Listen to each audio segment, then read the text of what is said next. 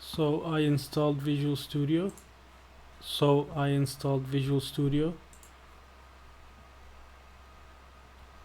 And I will create a new project. As you can see from here, I can create a new project. And at the beginning it gives you choices. For example, it says a console app. A console app is basically app designed without a graphic interface.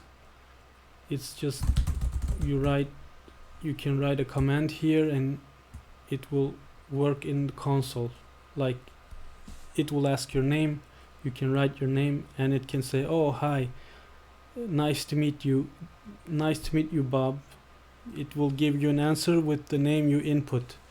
So I'm gonna skip this part because it's usually what they do in this kind of lessons is they start the first lessons in console, but instead of that I will directly go into Windows Forms, which is the basic graphic interface, and later on we will continue with WPF.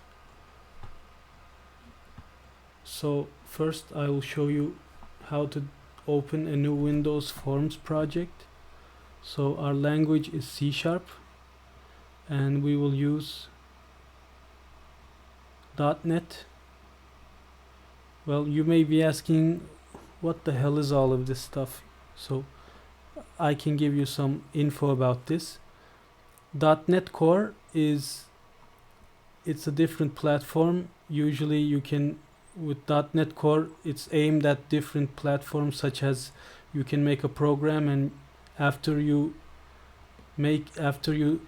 write the program, you can change it and make it work in a browser, or you can use it in different devices, easier to convert to different devices. But the libraries are different. For example,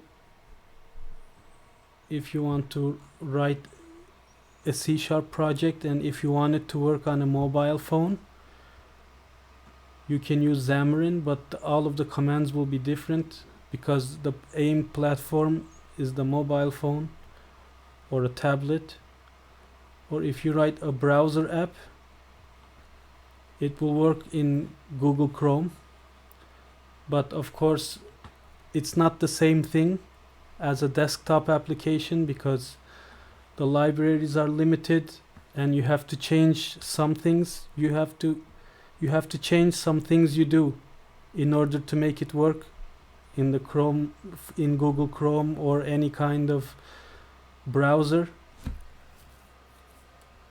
You can make simple projects with it, it's okay, but when you start going into deeper shit, you will find yourself fighting against the system to make things work, and this is not something I want, because my aim, if I was making an app and if my target was to sell this app for mobile phones, it's very important for me, but my target is to make a stable built project that works in a computer, especially Windows, and I don't care if it works in Mac or iOS. I just want it to work in Windows, and I want to work it good. So you can see there's many different types. There's no time to explain all of them, but there's Visual Basic. There's the same type of application, but it's Visual Basic and it's WPF. And you can see there's also Visual Basic test project, and there's the Visual Basic versions, C# versions, and there should be C++. There's F#. I don't have any experience in F#, what the hell that is. You can see that if these are what I installed at the beginning of the of Visual Studio, If I had chosen C++, I would be able to see similar projects but with C++. So we chose the basic desktop application package, and that includes C# and Visual Basic. So we will choose a C# project, and we will write a Windows Forms application, as you can see here. So there's Windows Forms application. There's also WPF, Windows Presentation Foundation. It's basically a newer version of interface. Windows Forms is now unsupported. It's an old tech. For example, you can ask what's the difference. Windows Forms is pixel based. When you make a button, it's designed in pixels, and in Windows Presentation Foundation, it's vector. So you can stretch it, you can make it big, you can change the color, and the quality will be maintained. But in Windows Forms, it's pixel based. So when you create a control, it's created in pixels, and the addressing is also pixels. But in Windows Presentation Foundation, it's ratios. For example, you make a button and you say it will be in the middle of the screen, and if the resolution changes, it will always be in the middle of the screen, so you don't have to worry about that. But in Windows Forms, you have to programmatically program it to be in the middle of the screen. I made many applications with Windows Forms, and after I found out that there are other computers in the world besides mine, and the screens of these are different resolution, I understood that it's time to ditch Windows Forms and switch to WPF, because when you write a program, you need to think of the future, and it needs to work in every platform. And the most simple thing that I saw was, even, for example, let's say I want a glass panel, a transparent glass panel, and I want to make some drawings on it. And under the glass panel there will be another drawing. So I will be drawing on a drawing. And this is very hard to do with Windows Forms. You need to find some workarounds to make it transparent, because Windows Forms doesn't support transparency. But in WPF, it's a very simple and common thing in controls. You can make it transparent, you can see behind it, so it's very good in that perspective. In graphics, it's very powerful. Of course, the learning curve is a little more hard, because when there's more function, it requires more knowledge to program it. So let's start with a Windows Form app project. I give a name. So I will choose a place in my hard disk to keep the code.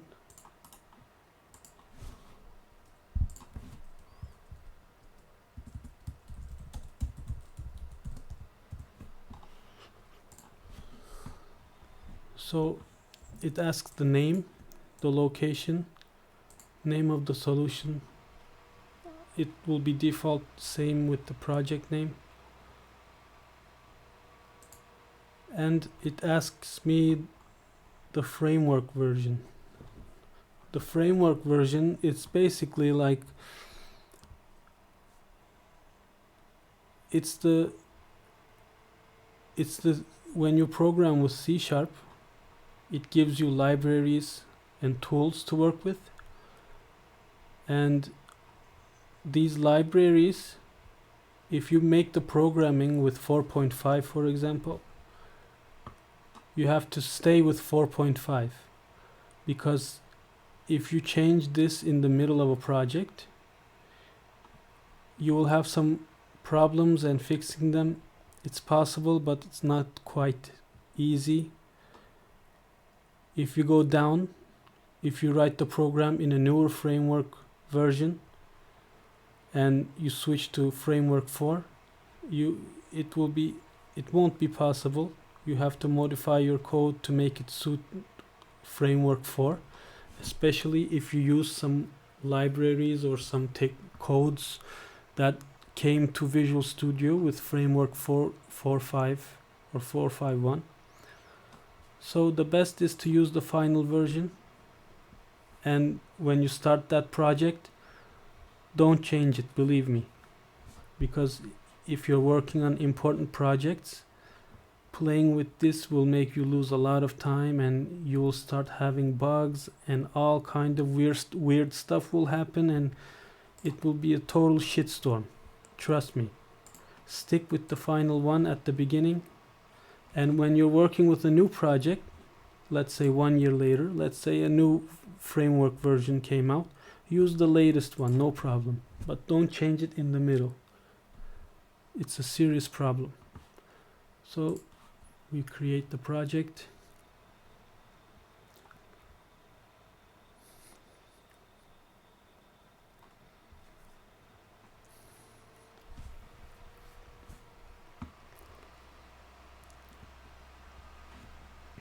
So this is the Windows form interface. We have a window. This window is called a form, and we can make it big or small. Of course, in this tutorial I will be showing the basics, but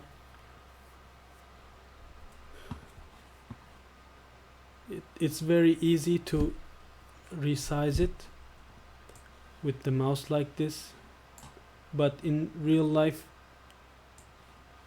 you will have a problem if you want a full screen application, because as I said before, Windows Forms, it's pixel based. So when I change it, you can see the size here on the right bottom part. The width is 976 and the height is 574, and this will always be this size.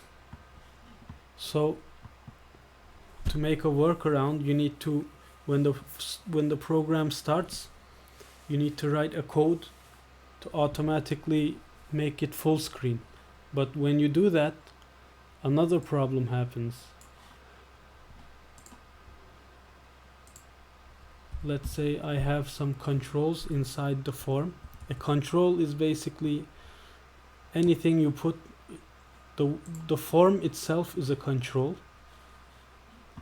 It's what connects the human interaction to the code. So I can drag and drop a button. Let's put one more. And I have two buttons. And let's say I have a checkbox. And also, let's put something more. Let's put some labels.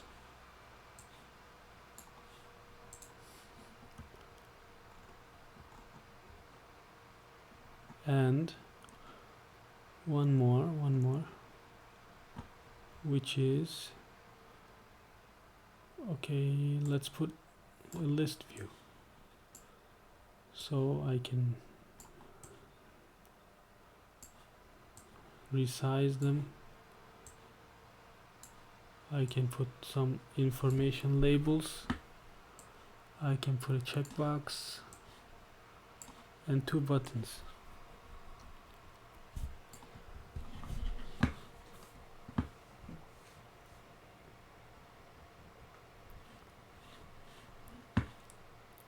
In this lesson, I created a simple interface. I added some controls. I installed Visual Studio. So for the now I have began to write my code.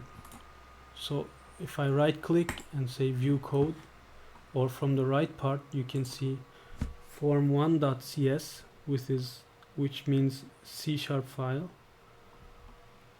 And when I click on form1, it gives me the interface. Inside form1, there's this program CS. This is the main file. Inside form1.cs, there's the code of the designer.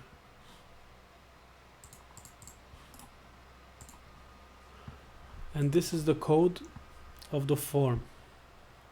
So this is my form, and this is the kitchen. You see here on the top there's this statements starting with using. So this means that by calling this, it enables access for me to use these libraries. Okay, think of this as there's a library called system, and under system there's another library called threading, and under the threading library there's the tasks. And so when I want to use the code from the library, because I have access to this system threading tasks, you see it auto completes it. It's threading dot tasks. So after that, it shows me the commands under the tasks library. You see? So I can create an object which is a member of the tasks library, and I can use it, and then I will modify this the properties of this object. Let's say it's a timer. Okay, system Windows Forms timer.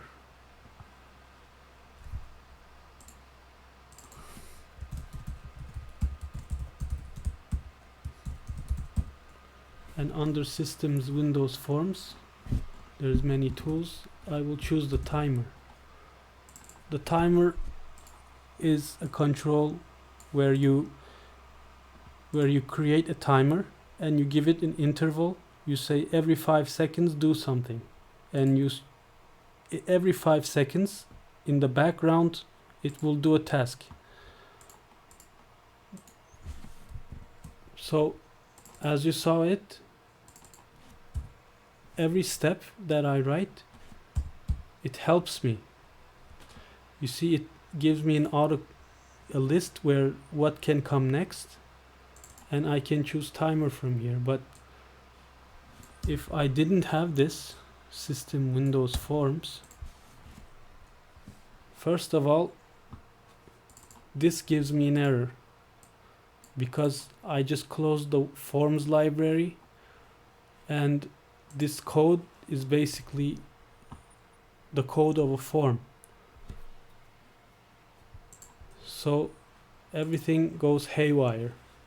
If you see the screen, it means there's a big problem. You know, some shit has gone wrong, it's messed up. And when you click why am I seeing this,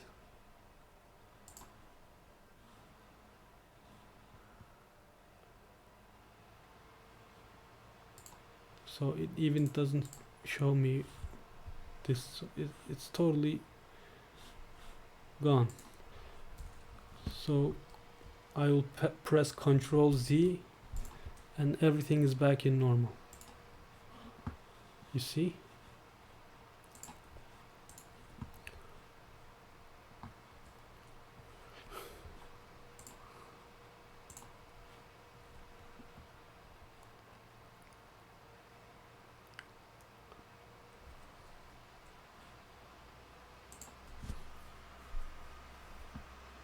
So this is all for this class.